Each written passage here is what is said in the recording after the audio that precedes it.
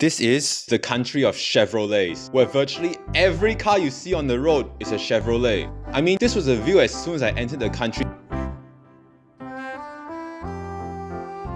This is not USA. These Chevrolets aren't even made in USA. They're actually made locally in ChevroletStan. But even if they are made locally, why does everyone still buy them? And why are so many of them white? Even if it may be produced cheaply, but as we know, Chevrolet is nowhere near the most reliable brand out there. The answer is basically corruption. First, you should know that this country is the ex-Soviet state of Uzbekistan, where summers can reach over 40 degrees Celsius, so you really don't want a dark car to be absorbing all that heat. So white is simply because of weather. Now, Chevrolets is because of state-controlled economy. Back in the 90s, after they were newly independent, South Korea was and still is one of their biggest investors. And one of those investments was a Daewoo car factory, the Uzbek government getting a controlling stake. But Daewoo went bust after the Asian financial crisis and were eventually acquired by GM. You can see really old cars still have the Daewoo brand, but after that, the same models just continue to be sold under the Chevrolet brand. Okay, so the government is locally producing Chevrolets for cheap and earning significant profit from it since they own the plant. But why don't people just buy other brands? Like I said, corruption. This time,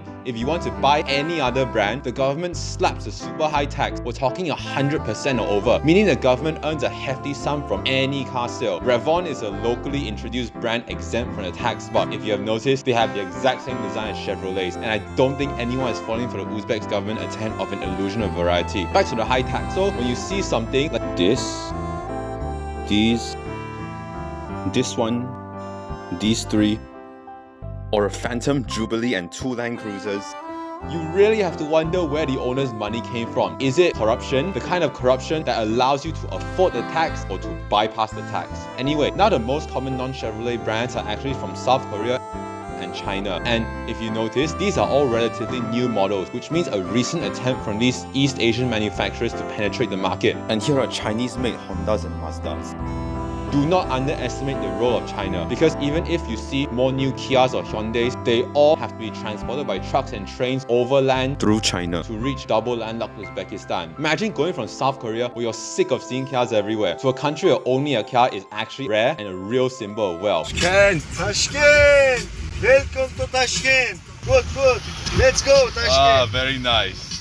Fun fact, public buses are actually from China, but it's so undersupplied that most public transport is carried out by these Damas minivans that operate fixed routes that all the locals just know. That's Central Asian transport for you. If you're taking taxis, whether shared or private, or getting driven around by a hired driver, just be prepared to always be driven around in a Chevrolet, which is such a surreal experience that you can hardly believe after you leave ChevroletStan. So what other brands do you spot? Let me know in the comments.